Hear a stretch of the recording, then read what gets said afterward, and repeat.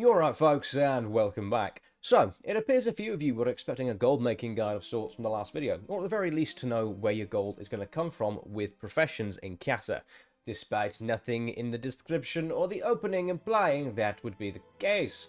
Either way, I thought just this once I would rework my entire schedule and give you what you want, at least to some degree. So, welcome to Professions 2. Electric Boogaloo. And before we get on with things, a brief disclaimer. Everything I'm about to say by no means guarantees a damn thing. So don't come moaning in me comments if you don't become a millionaire overnight. This is just a very good guess based on trends in Classic thus far and original Cata. But little things like individual server economies are just impossible to gauge. This is just me going over things that are likely to make you money, but I'm no fortune teller. So let's crack on, shall we? Like the last one then, let's start with your big three crafting professions: blacksmith, leatherworking and tailoring. It's very similar to Wrath. You'll be able to make a host of rare and epic quality BOE items. The patterns for the higher end stuff can be purchased from related supplier NPCs, so blacksmith supplies, leatherworking supplies, so on and so forth. And much like Wrath, these patterns can be purchased for some higher end crafting materials: hardened elementium bars, heavy savage leather, dreamcloth, etc, etc. And the sooner you invest in the available patterns, particularly the epic BOEs, the higher chance you'll have of making some decent cash. Crafted BOEs are always going to have a decent market. Alts in particular will make use of them as the expansion goes on. And speaking of the progression of Cataclysm, there will be more BOE patterns that appear throughout via reputation and trash drops in raids, much like they have in TBC Classic and Wrath Classic. But having said that, it might be worth actually checking what BOEs are currently available on your server's auction house when the expansion hits and filling the gaps.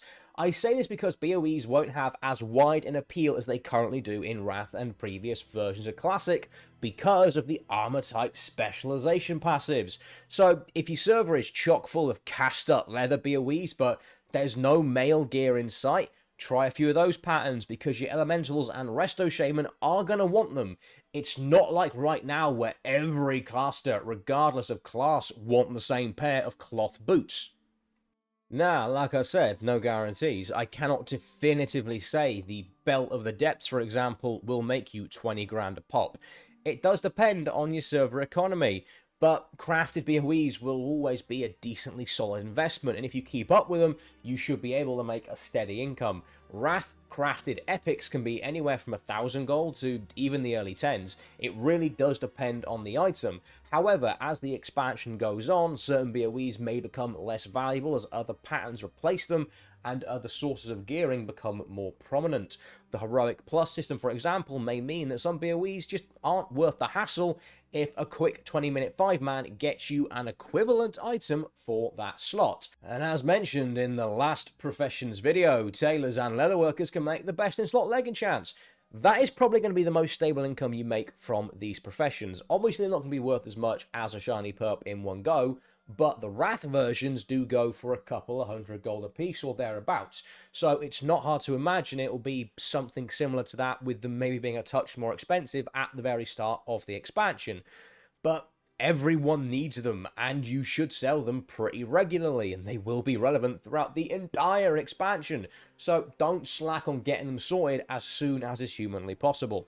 And then you got blacksmiths. Whilst they don't have a shiny leg enchant, they can still make belt buckles. This one is going to be called the Ebon Steel Belt Buckle, and it can be bought and sold on the auction house like its Wrath brother.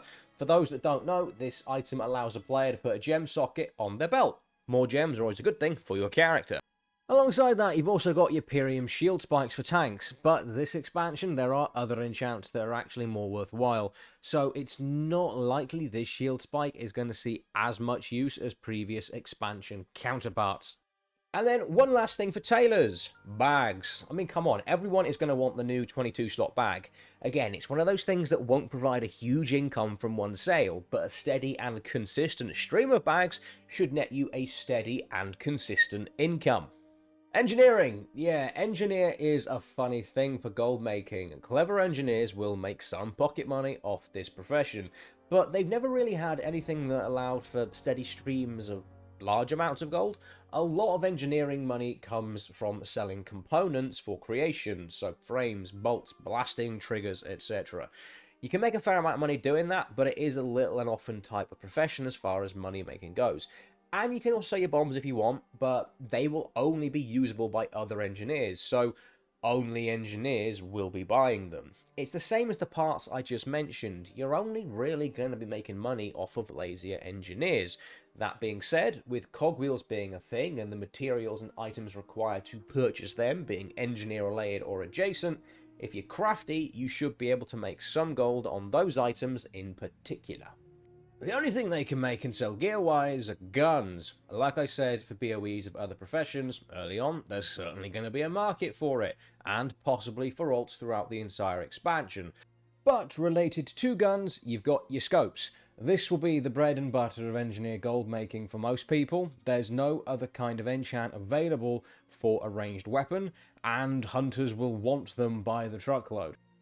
There's also the odd vanity item like pets. Cata gets a fair number of additions in that regard, but those will only really appeal to a certain kind of collector. You might get some cash, but its reliability is not going to be as high as other things for different professions, and really, I just wouldn't recommend engineering if gold making is your primary pursuit. It has potential, I'm not saying it doesn't, but you'd be setting yourself up for a right headache because most of what you make only appeals to other engineers. And within that already limited pool, you need to rely on the ones who aren't making their own stuff to buy what you're selling. Whereas an enchanter and their goods appeal to everyone in one form or another. So, speaking of enchanters then, not one I actually mentioned in my previous video because there was no reason to that, but as far as moneymakers go, enchanting is probably one of the most lucrative and is a good bet if you want cash and to just be useful in general. If history is any indicator, weapon enchants will probably be one of the biggest moneymakers of all. But enchants for every slot, particularly the best ones, will just print you money throughout the expansion. It's plain and simple. In order to get the better ones, it's like Wrath again, you'll need to go to a shard trader. There's one per faction, both in the Twilight Highlands, Highbank for the Alliance, and Dragonmoor Port for the Horde. And as the title suggests, you trade shards and crystals for high-end enchanting patterns. That actually leads me on nicely to shards.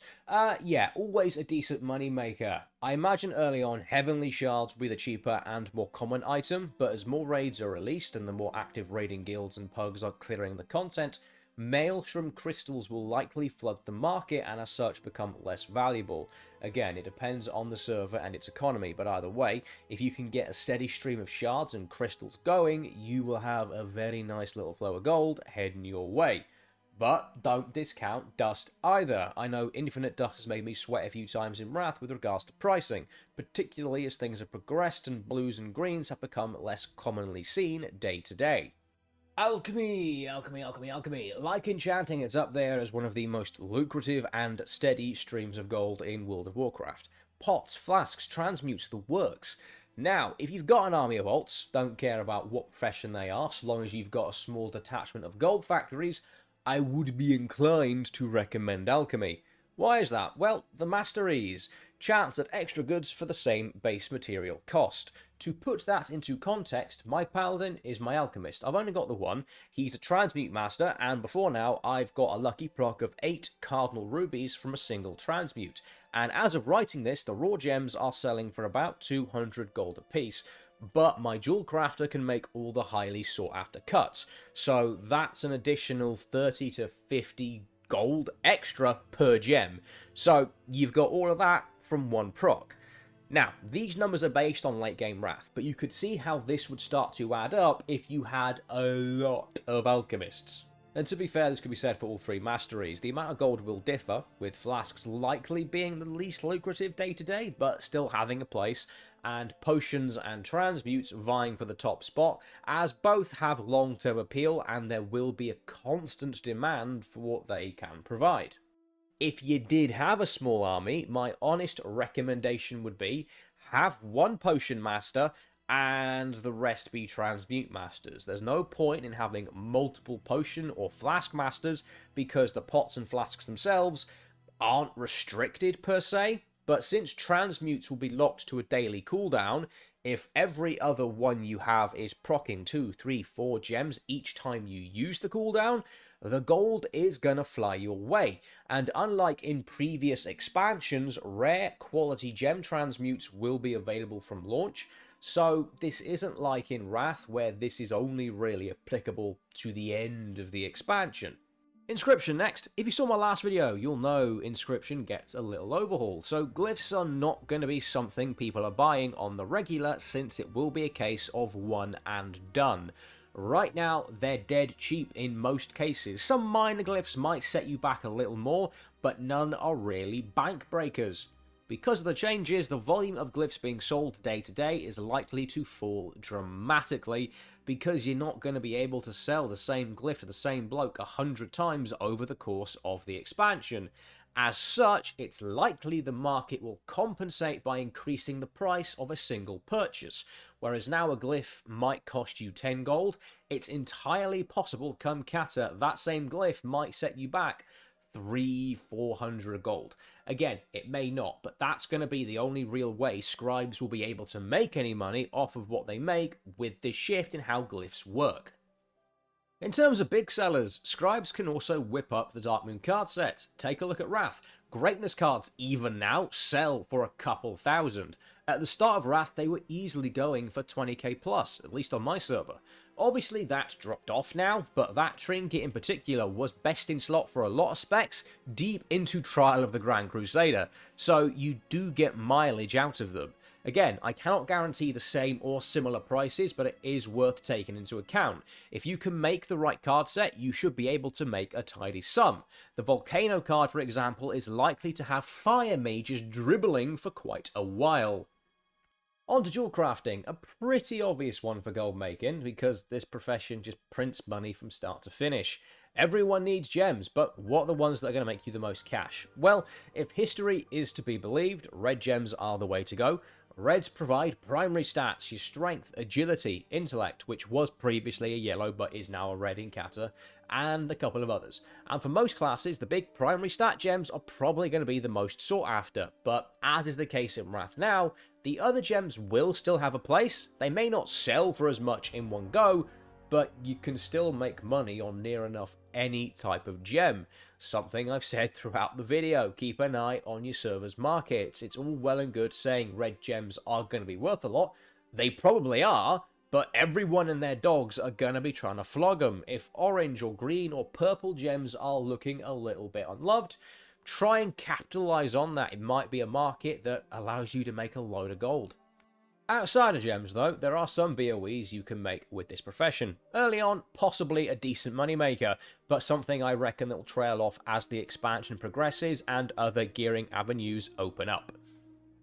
Right, I'm going to lump all the gathering professions together here, but I will touch them individually at certain points.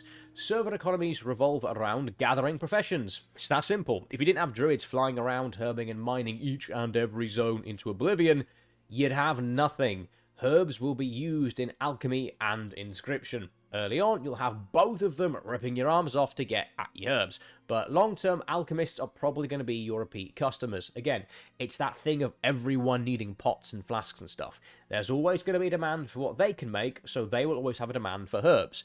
Mining, same situation. Engineers, jewel crafters and blacksmiths need what you can provide. And if I was to pinpoint a long-term customer for this profession, it would be Jewelcrafting simply for prospecting and raw gems that are found in nodes. And skinning only really serves leatherworking, but you need a lot of leather to do anything. So if you're crafty, you'll be able to squeeze every drop out of your server's leatherworkers. Gathering professions are very much do what it says on the tin. You gather the thing, and then you can sell the thing. They're the least intensive in terms of setup, but require perhaps a bit more time commitment to make any decent cash. But for the most part, you will always have a steady income with gathering professions, simply because people are lazy. If it's a case of spending 10 seconds dropping 2, 3, 4, 500 golden materials, or spending 2 to 3 hours actually farming it, a lot of people would just rather spend the gold. If you are persistent, you will do fine off of gathering professions.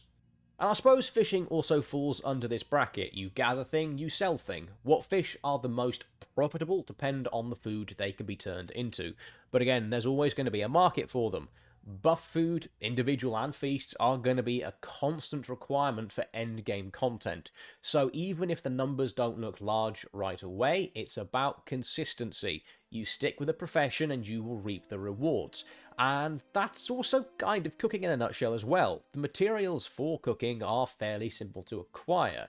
You kill a thing or fish a thing or whatever, and then you can turn it into a 3-course meal. You'll need to do the dailies to get the currency to purchase the higher end recipes, but once you can make them, you should be able to make some decent money off of them. Anyway, this has gone on long enough. If you were expecting a deep dive into every profession and the market and numbers and graphs and a man with a pointy stick, I am sorry, but that just isn't possible. As of this video, we haven't even got the beta yet, so anyone telling you you will make X amount of money on this item, I guarantee it, is spewing guano. We cannot know for certain what things will sell for. We can hazard a guess at what items will sell, but not the metrics attached. Hopefully, though, you can come away from this with a better understanding of where your gold will be coming from with regards to your specific professions. But how much depends on your server's economy come launch, how much effort you put in, and how savvy you're willing to be with the market itself. So, if you'd be so kind as to like, sub, share your pals and so on, that'll be grand. Have a good one, folks. Bye for now.